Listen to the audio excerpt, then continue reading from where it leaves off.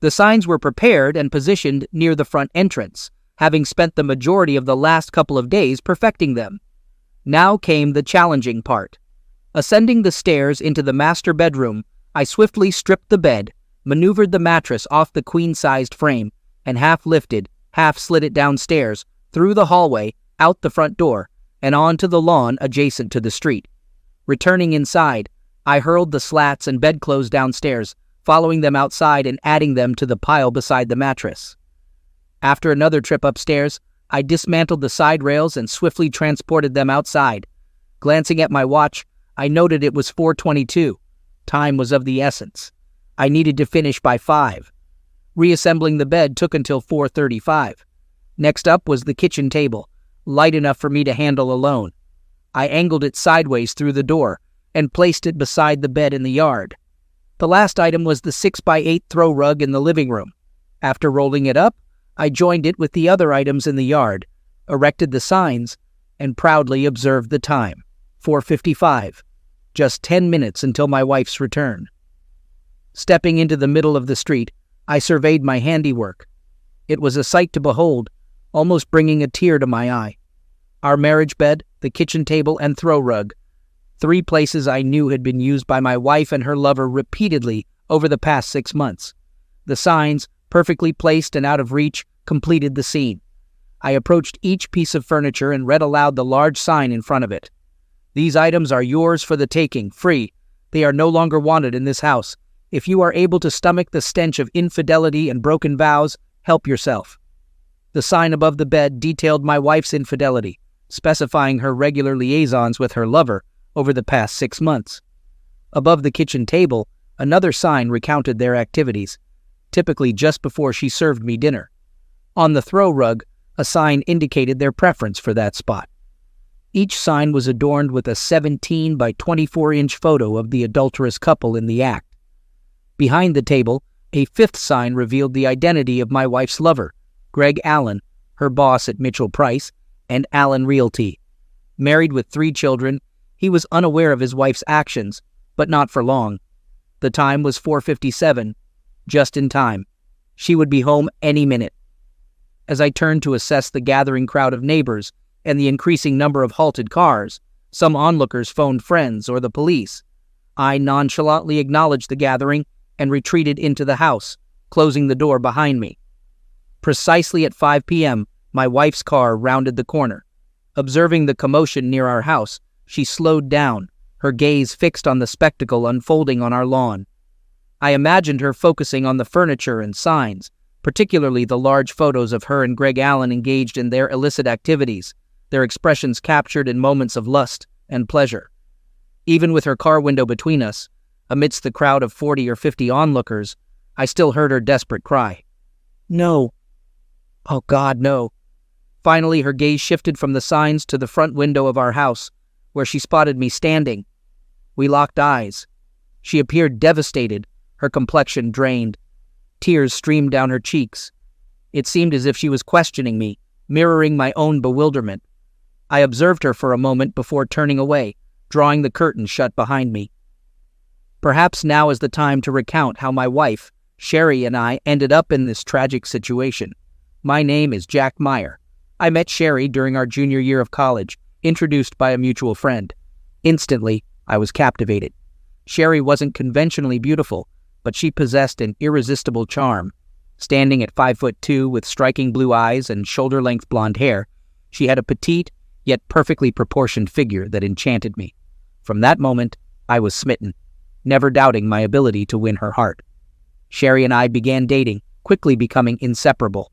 Within a month, we shared our first closeness moment, an experience unlike any other. I was consumed by my love for Sherry, unable to get enough of her. Though we were not maidens, our passion for each other was all-consuming. Every moment together was blissful, every touch electric. Our love deepened over the years. After graduating, we married and settled into our first home, a condo in Van Nuys. Sherry pursued a career in real estate while I found work in electronic manufacturing. We built a life together that I believed to be perfect. For the next 13 years, we shared an idyllic existence. First in our condo and later in our dream home as our finances improved. We welcomed our children, Shelby, now 8, and Ryan, now 6, whom we adored beyond measure. Our family was our world. So, what went wrong? I wish I had the answers. I wish I had noticed the subtle signs indicating something was amiss. But I was oblivious, living in a bubble of love and trust. It took an unexpected event, our daughter Shelby falling ill at school, to uncover the truth. It was a Thursday when I received the call from the school nurse just before noon, informing me of Shelby's illness. In the midst of a staff meeting, I asked the nurse to contact my wife. Despite attempts to reach her at her office and on her cell, she was unreachable. So, the nurse called me. Recognizing the urgency of fetching my daughter, I apologized to my staff and hurried to Shelby School to retrieve her. Upon reaching home, upon opening the garage, I was startled by an unfamiliar car parked in my spot beside my wife's. Instantly, a lump formed in my throat, and my stomach churned. No, it couldn't be, I reassured myself. My wife, the woman I cherished above all else, couldn't possibly be having an affair. But why was there a strange car in the garage with the door closed? Something was amiss, and I needed answers. I couldn't expose my daughter to this uncertainty. I instructed Shelby to stay in the car for a moment, explaining that the exterminator was spraying for bugs, and the fumes could make her feel worse. It was the first time I had ever lied to her. Shelby complained about being tired and wanting to go inside, but I reassured her that I would check first before coming to get her. Later, Shelby asked me what was going on, and I reassured her that everything was fine, attributing my discomfort to the odor in the house. I left Shelby with her grandmother, promising to return for her in a couple of hours. I didn't disclose what I had witnessed, simply asking my mom to care for Shelby until I returned from work. Though tempted to return home and confront the cheating duo, I realized I needed more than a mere confrontation. I craved revenge. As I drove back to my office, I began devising plans that would bring ruin upon my wife and her boss indefinitely. The electronics firm where I worked had multiple divisions. As a senior engineer in the medical equipment division, we shared a large complex with another division specializing in commercial security equipment. Upon reaching my office, I instructed my secretary to ensure I wasn't disturbed for the rest of the afternoon, then called my counterpart in the security division.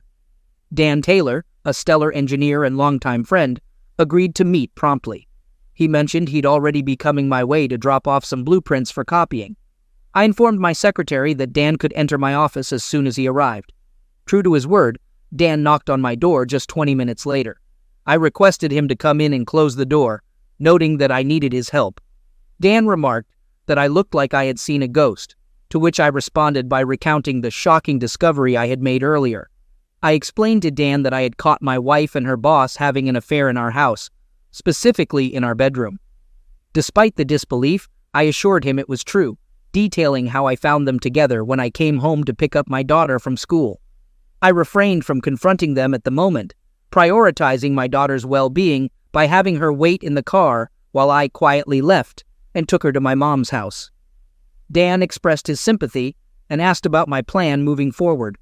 I admitted uncertainty, but emphasized the need for evidence, mentioning my intention to gather audio and video recordings of their encounters.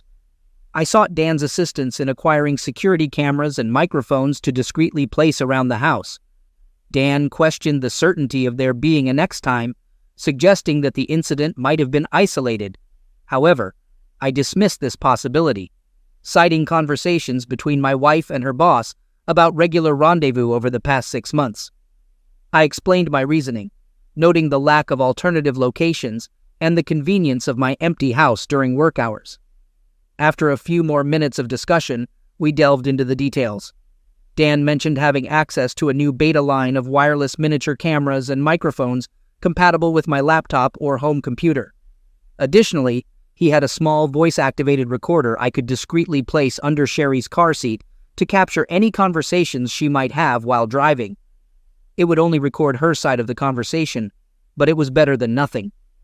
I expressed gratitude and informed him I'd collect everything from his office the following day. Returning home that evening proved to be the most challenging task I'd ever faced.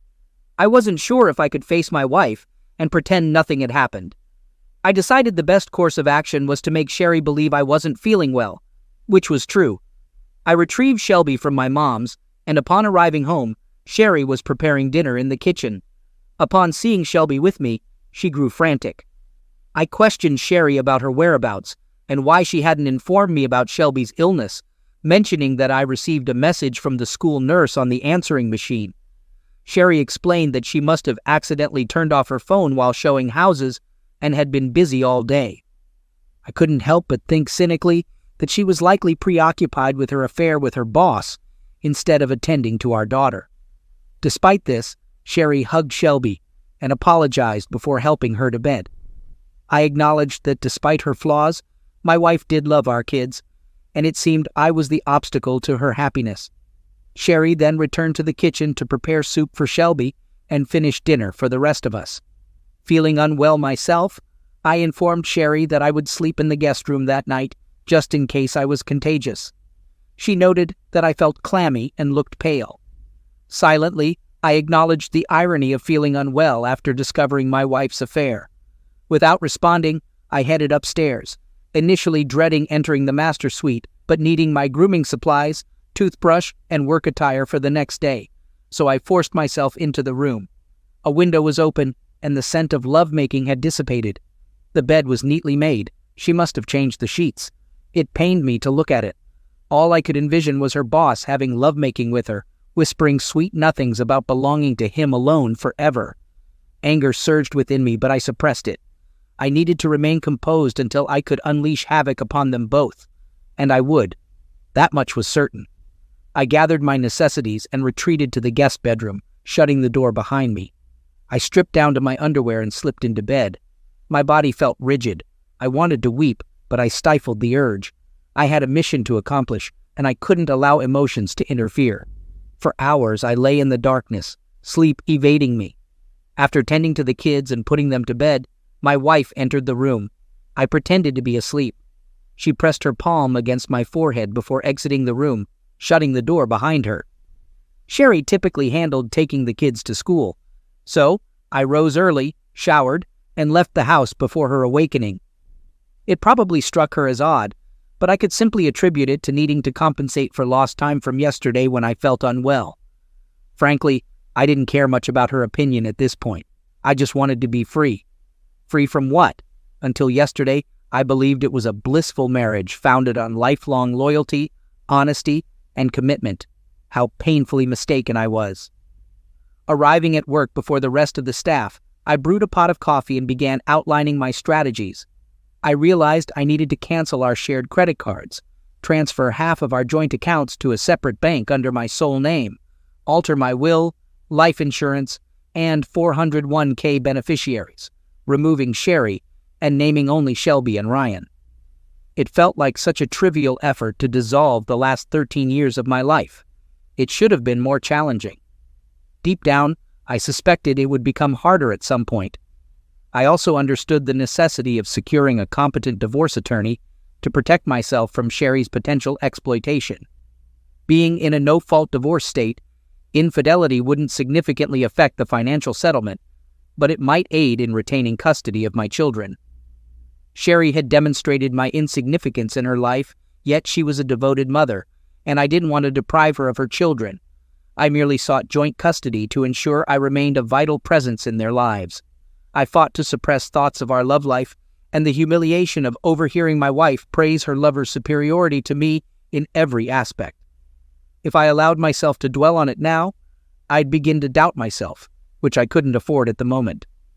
That reckoning would come later, and when it did, it would likely devastate me. With my to-do list complete, I phoned Dan's office. He assured me everything would be ready by noon and offered to assist me in installing and operating the equipment. As I attempted to focus on clearing paperwork from my desk, I noticed Sherry's call on my cell phone. Despite her typically affectionate tone, her voice only fueled my anger this time. Sherry expressed concern about my well-being, mentioning that she hadn't been able to check on me before I left that morning. I responded vaguely, stating that I needed to clear my head. She suggested an idea to make me feel better that evening, but internally, I couldn't help but feel resentful and deceived by her lies. However, I kept my response neutral, indicating that we would see. Sherry commented on my apparent lack of interest, to which I replied that I was preoccupied, rather than uninterested. We agreed to meet at home by 6. and she reassured me that she would be in the office all day if I needed to reach her. I phoned Dan, who confirmed everything was prepared, instructing me to meet him at the loading dock entrance. We loaded all the equipment into Dan's van, and with both of us working on the installation, we had it all set up and tested by 3:30. Then, we installed the software on my home office PC and configured a secure folder to collect and store everything captured by the cameras and microphones. We strategically placed bugs in the living room, kitchen, guest bedroom, and, notably, the master suite, ensuring the latter had 4 cameras to capture nearly every activity. As an additional measure, we installed a camera and microphone in the master bathroom, just in case the couple decided to shower together after their encounter. The system was motion-activated, with the cameras triggering the microphones. I was prepared. That night was exceptionally challenging for me. After dinner, and once the kids were asleep, I followed my wife to our bedroom. I turned away from her and pretended to fall asleep. Sherry noticed the change in our usual routine and asked if everything was all right. I expressed some insecurities about whether I was enough for her, to which she reassured me that I was more than enough and that she couldn't bear anything happening to me. She emphasized that I was her perfect lover. Despite her reassurances, I remained distant and brushed off her concern, stating that nothing was bothering me. I feigned exhaustion, closed my eyes, and attempted to sleep. Later, I heard Sherry softly crying. I felt no sympathy for her, but I pondered whether her tears stemmed from shame for her actions or from feeling mistreated by me again. I rose before her and seized the chance to place the voice recorder beneath the seat of her car.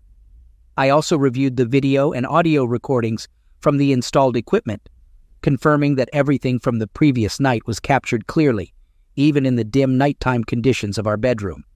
Initially, Sherry was a bit curt, mentioning that I had said some hurtful things the night before. Then, she gave me a quick kiss on the cheek, and her demeanor shifted to cheerful. Perhaps it was due to her afternoon plans with her boss.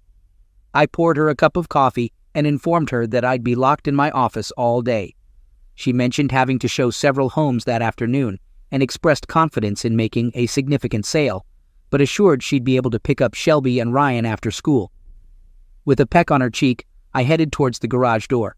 Sherry reminded me that I had forgotten to say, "I love you." She emphasized how important it was for her to hear those words from me every morning. I apologized, explaining that there was a lot on my mind, but Sherry insisted that it was important for her to hear those words. I promised not to forget in the future, and with that, I left. Yeah, I'll tell some girl how much I love her if and when I ever find another girl I can trust enough to fall in love with. The intel Sherry provided about showing homes all afternoon led me to think she'd probably be with her true love. I hoped so. I was tired of games and wanted this ordeal done. I spent the morning working in my office but kept glancing at my watch. Finally, at noon, I told my secretary I'd be gone for a few hours and put my plan in motion. I borrowed a company van and parked across from my house, waiting to see what happened. It wasn't until nearly 1 o'clock that I saw Sherry's car arrive, open the garage door, and park in her usual spot. When she entered the house without closing the garage, I figured she was either leaving again or expecting someone. 10 minutes later, I realized she was expecting someone as the same car from the day I caught them pulled into the garage, taking my place, just as he had taken my place in my wife's life. I saw him get out of the car and the garage door closed. I had to give it to them. They had the nerve to meet in my house, in my bed, to carry out their affair. It just proved they thought they wouldn't get caught or didn't care. Well, they'd soon find out they were wrong. They were caught. And I'd make sure they both cared with this final proof of my wife's infidelity. And knowing I'd soon have all the visual proof I needed of their affair, I finally let the tears fall. For 13 years, I was convinced my loving wife would never cheat on me, just as I'd never cheat on her. With the tears came doubts. Was he a better lover? Maybe better looking, but neither of us was exceptional. Why risk our marriages? I desperately wanted to confront them. But why? What would it achieve? I'd catch them, but I'd already done that once. Would I feel better by confronting her lover? Yes, but I'd likely go to jail. By this time, neither of them were worth it. My only worry was how this would affect my kids and his, as I was prepared to confront him, just as he had confronted me. By 2:30, they must have finished, as the garage door opened and he left 15 minutes later. My wife did the same, closing the garage door behind her. I knew she'd return home with the kids by 3:30, so I quickly parked in the garage and made my way to my home office. I didn't want to review all the footage, just ensure the evidence was safely on my hard drive. After 10 minutes, I'd had my fill. It wasn't an exact replay of their previous encounter, but it was explicit. They began by having lovemaking on the kitchen table where I eat. They joked about how many times they wondered if I'd ever realize I was dining where he had been closeness with her so often. Then, they moved to our bedroom, though not before her lover suggested using my daughter's room for a change of scenery. My wife adamantly refused, stating it was off limits to involve their kids' rooms. At least she seemed to have some principles, just not concerning me. In the bedroom, they resumed their activities. I noticed neither of them expressed love, but my wife continued to praise her boss as the best lover she'd ever had. However, I couldn't comprehend why they then moved to the throw rug by the living room fireplace, where they engaged once more when finished. I found it strange that she didn't bother changing the sheets, assuming she would do so when she returned with the kids at 3:30. This gave her plenty of time to air out the room and remove any evidence. Since I rarely arrived home before 6 and had secured the evidence I needed on my hard drive, I shut down the system and left the house without bothering to check the assumed mess on our marriage bed. I'd seen enough, and although my heart was hardened against my wife, I still felt sick inside, a sickness soon replaced by burning anger and hatred. I may have even smiled, knowing the hell I was about to unleash on their cheating heads. Back at work, I briefed Dan on everything. Like me, he couldn't comprehend how a supposedly loving wife like Sherry could do what was now clear. Not only did she break our sacred vows, but she also went out of her way to humiliate me to her lover, always affirming his superiority. All these thoughts plunged my soul into a deep abyss of pain and despair, from which I knew I had to emerge to complete my task of destroying them both. I needed to find a good divorce lawyer, and Dan suggested contacting the law firm the company used for recommendations. I spoke to a corporate lawyer there who gave me 3 names of divorce lawyers known for protecting husbands' rights. The first one was retiring and not taking new clients, but the second one agreed to meet me the next afternoon at 3. With that settled, I resolved to handle canceling credit cards, changing beneficiaries, and transferring funds the next morning. When I returned home that night, Sherry was in the kitchen preparing dinner while the kids did their homework in their rooms. She wore a yellow sundress and looked beautiful. For a moment, I thought my heart would break all over again. She was smiling and seemed so happy. I assumed it was her usual post-afternoon delight mood. She greeted me and asked about my day, mentioning that hers was great due to making a sale. I responded with mild interest, aware of the reason behind her happiness. I asked if anything else notable happened that day, or if she met any interesting people, to which she denied, stating that she was focused on work to return home to her family. Despite her reassurance, I couldn't shake the suspicion of her affair as I headed upstairs to change clothes. While changing, I noticed the sheets had been replaced and the room aired out. Upon returning to the kitchen, I mentioned the water on the shower floor and asked if she had showered that afternoon. She appeared startled and denied it, suggesting a possible clogged drain. I speculated about the possibility of someone sneaking into the house for a rendezvous and showering afterward, which seemed to unsettle her. She attempted to brush it off with humor. As dinner progressed, conversation was minimal. I surprised Sherry by switching seats with her, prompting her to question the change. I explained it as a desire for a change of scenery. She appeared puzzled and ate little, mainly moving food around on her plate. During dinner, the kids talked about their day, but Sherry and I mostly listened, making occasional comments.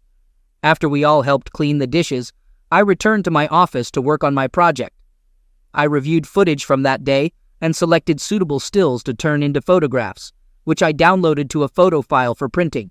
Next, I carefully crafted wording for the signs I would create with the photographs. All that remained was to visit my lawyer to initiate the divorce, get my finances in order, and await the next visit from my wife and her lover. When I finally went to bed that night, Sherry was already asleep, or at least pretending to be. I was fairly certain my actions that evening had given her something to ponder. Not that it mattered. There was nothing she could say or do to change my mind about divorcing her for her infidelity, and there was a small silver lining in the fact that I believe I'd managed to make her at least somewhat uneasy. Today was Tuesday, and she had mentioned making another sale on Thursday, so I took that as a signal that she and her lover would be meeting on that day. That would also mark the day I brought them down. The following morning, I rose early again, showered, and left before Sherry woke up. I had a lot to accomplish and wanted to allocate as much time as possible to get it done. My lawyer appointment wasn't until 3, so I had plenty of time to handle all the financial matters. First, I visited HR, where I changed the beneficiary on my life insurance and 401k from Sherry to Shelby and Ryan. I received some odd looks from the woman assisting me, but I didn't feel obligated to explain my actions to her or anyone else. Next, I canceled all our joint credit cards and obtained new ones in my name alone. Then, I proceeded to the bank, where I transferred half of the funds from our joint checking and savings accounts to another bank in my name. I knew I needed to address our home, but I presumed the courts would allow Sherry to stay there with the kids, so I postponed action on that front until I consulted with my lawyer. At 3, I met with my lawyer, finding him to be agreeable enough. He cautioned me that since we were in a no-fault state, Sherry would likely get custody of Shelby and Ryan, and I'd lose the house and half of everything else to my wife, even with proof of her infidelity. I instructed him on how I wanted the petition written, and when he expressed doubt about my chances of taking nearly everything from her, I reassured him. I was confident I could persuade her to agree to whatever I wanted. He wasn't pleased, but he complied with my demands, assuring me he would have everything prepared for her to be served Friday morning. I also had him draft papers to file against her boss and his company for intentionally wrecking my marriage. Those documents would also be ready by Friday morning. I was prepared. When I returned home that evening, I kept my demeanor cool towards Sherry. Frankly, I had reached my limit and just wanted the whole ordeal to end so I could move on with my life. I knew there was still a lot of pain and heartache ahead, but I acknowledged there was no turning back. Besides, I'd finally be sharing the anguish and misery with my unfaithful wife and her despicable lover. After a subdued dinner with minimal conversation, I retired to my study, printed the photos of the lovers I intended to use, and crafted the signs without interruption. I also found time to compose a letter to Greg Allen's wife, enclosing prints of the large photos I planned to use on the posters, informing her that I had plenty of video evidence to provide her in case she decided to divorce her husband, as I was divorcing mine. Shortly after 11, I went to our bedroom to ensure Sherry was asleep, then made my way to her car, retrieved the voice-activated recorder from beneath her seat, rewound it, and listened to its contents. I overheard one side of a conversation that sounded like it was with Greg.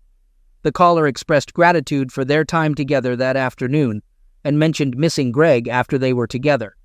They discussed the idea of spending a whole week together and fabricated a story about a real estate convention they must attend. The caller mentioned having to give Jack occasional attention to keep him happy, but expressed a desire to be exclusively with Greg. They confirmed plans for Thursday afternoon and ended the call. I was taken aback to discover that her words didn't sting as much as they had in the past. Perhaps there was still hope for me after all. Little did she realize how soon she would belong solely to him forever, and the knowledge that I was just one day away from dismantling their comfortable lives filled me with a sense of satisfaction.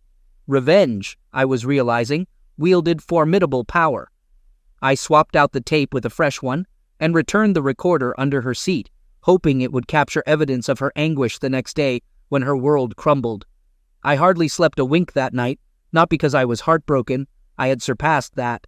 No, my sleeplessness stemmed from the anticipation of everything I hoped would unfold the following day. For the last time, I rose from bed. While Sherry continued to slumber, I stood gazing at the woman who had once been my love, the mother of my children, the woman I had imagined spending the rest of my days with. Tears welled in my eyes as I realized I had shared my bed with her for the final time. Never again would our bodies entwine in passion. Never again would we cuddle or discuss our future. Our future was non-existent, and as I turned away from her and departed, I pondered whether she comprehended the toll she was about to pay for betraying me. She likely didn't, but she would soon learn. After showering, I left the house, stopped for breakfast at a diner, then briefly swung by work to inform my secretary of my absence for the day. I phoned Dan and briefed him on the impending events. He wished me luck, cautioned me to be cautious, and requested that I keep him updated on the proceedings. I made a brief visit to my lawyer's office to ensure all was in order for serving my wife and Greg Allen the following day. Following that, I called my wife to arrange picking up the kids from school. My mother had expressed a desire to have them for the long weekend, since they had no school on Friday. Thus, I planned to swing by the house around 3:45 to gather some belongings and transport the kids directly to Mom's. She enthusiastically approved, even suggesting we spend Saturday in bed together in her most seductive tone. I agreed nonchalantly before ending the call. I had reached a point where I couldn't tolerate her deceit any longer. I took my time returning home. By 12:30, I was parked nearby, awaiting the imminent events. My car was mostly concealed from view, but I had a clear line of sight to any vehicle entering my driveway. I didn't need to witness the garage door's movements. My wife and her lover were nothing if not predictable, and I was familiar with their routine. At 12:50, Sherry's car rolled into the driveway, followed 5 minutes later by Greg Allen's. The trap was set, and I was poised to ensnare them. I should have felt anguish knowing my wife and her boss were engaging in pleasure in our marital bed while I waited around the corner for them to finish. Yet, she had lost her ability to inflict pain upon me. It was astonishing how composed I felt as I envisioned the activities I knew they were engaging in together. It was almost reminiscent of recalling a low-budget adult film, lacking in substance but with a satisfying conclusion around 10 minutes to 3. I observed Alan's car reverse out of the driveway and depart. 10 minutes later, Sherry followed suit. Sweet. As she drove off, I observed her applying fresh lipstick. Once they were out of sight, I pulled into my garage and shut the door. With limited time on my hands, I headed to my office and reviewed the footage from that afternoon's encounter. Everything was captured, including the hurtful insults about his superiority in bed compared to me. However, this time, their words didn't affect me. After ensuring the footage was securely stored on my hard drive, I spent the next 10 minutes carrying my handcrafted signs, adorned with their photographs, upstairs and positioning them near the front door for easy access. Then, I packed essentials like a toothbrush and clothes for Shelby and Ryan into my car. The only remorse I felt about my impending actions was for the pain I was about to inflict on my beloved children. Yet, I found solace in knowing I hadn't caused the pain of their parents' separation. That responsibility rested solely on their mother's shoulders. She chose to engage in a prolonged affair, ultimately tearing our family apart. At 3:15, I drove to their school and was waiting when the final bell rang to pick them up. I informed them they'd spend the weekend with Grandma, which thrilled them given her penchant for spoiling them. 45 minutes later, I dropped them off and returned home, ready to set my plan in motion. And thus, we come full circle to where we began. Bed, table, and rug displayed on the lawn adorned with signs, watched by neighbors, awaiting Sherry's return to the dreadful truth that I held all the knowledge. That night, I expected to hear from Sherry, but I didn't. There was a late call from her cell phone, but when I answered, silence greeted me. An hour after Sherry departed, the police paid me a visit. While understanding, they insisted I remove the signs and photographs to avoid disturbing the peace and public indecency charges. I complied. They served their purpose, seen by my wife, and from the look on her face before I turned away, I knew her life had begun its descent into chaos. That evening I drowned my sorrows in a substantial amount of Maker's Mark and drifted into an alcoholic stupor. Friday morning greeted me with a monstrous hangover, yet despite it, I felt empowered. Though saddened and alone, I found strength in knowing I had subdued my anger long enough to exact revenge on my unfaithful wife and her lover. By noon, I glimpsed out the front window to find the rug, kitchen table, and bed gone, leaving only the mattress and stained sheets behind. I'd dispose of those later. The morning passed uneventfully, but by 3 in the afternoon, chaos erupted. I was certain that Greg Adams' wife had received the letter and photographs that morning, and my lawyer had informed me that both Sherry and Greg Adams, along with his partners, had been served at their workplaces. He recounted how Sherry collapsed in tears upon being served, while Greg Adams disregarded her, unleashing threats against me. His partners retreated behind closed doors for 15 minutes before emerging to present Sherry with her final check and informing Greg that his partnership was terminated. When he informed them of his refusal to sell to them, they cited their corporate bylaws morality clause regarding love fraternization with staff members. This provision empowered them to sever all ties with him and his mistress. Concurrently, the receptionist at the front desk relayed that his wife was on the phone urgently requesting to speak with him. She had received a letter and photos I had sent, informing him not to return home and notifying him of her intent to file for divorce the following day. Later, I was informed by one of the agency employees' husbands that after Adams was escorted out of the building, everyone turned their backs on my soon-to-be ex-wife. She remained on the floor for about 30 minutes, crying inconsolably. Eventually, she gathered herself enough to leave, though no one knew her whereabouts. The next day, Sherry finally called me, sounding distraught. She inquired about the children and whether they knew about the situation. I assured her they were safe at my mother's and wouldn't hear the details from me. She thanked me for my discretion and asked to retrieve some belongings, to which I agreed, offering to leave for a few hours. She requested to stay and talk, but I declined, leading to more tears from her. She pleaded for my understanding, expressing remorse and claiming she never intended to hurt me. I laughed at her apology, questioning how she could claim innocence when she had expressed love and longing for her lover, comparing him favorably to me. I accused her of betraying me with her words to him, saying I had recordings of her confessing these feelings. Despite her denial, I insisted that her words were recorded, and nothing she said could change how I felt about her. She professed her love for me, claiming she had always loved only me, and didn't understand why she said those things to Greg. She explained that she had done it to boost his ego because he complained about his wife. I questioned her explanation, pointing out that she had torn me down to him and had lovemaking with him for 6 months. She insisted she never meant to hurt me and didn't mean any of it.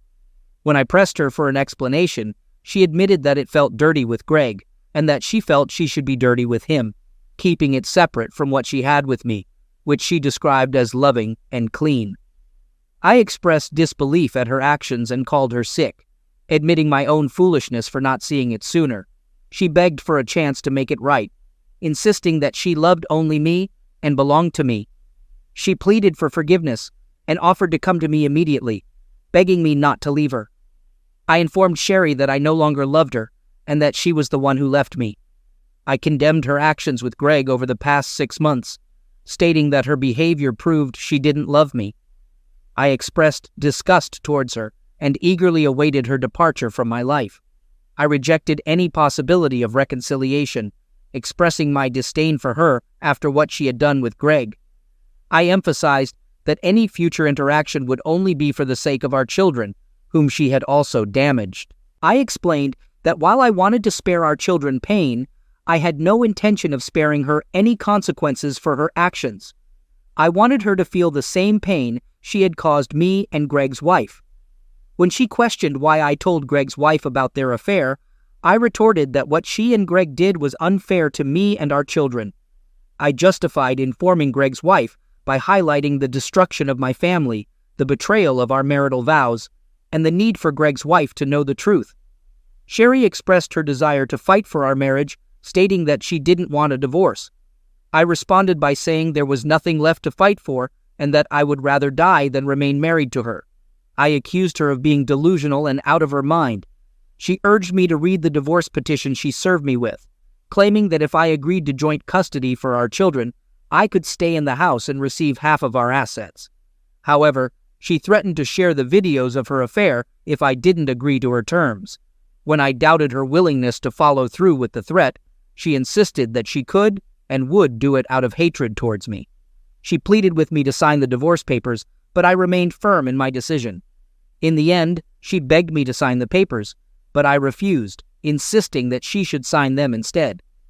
After hanging up on her, Sherry signed the divorce papers, and the divorce was finalized in 6 months.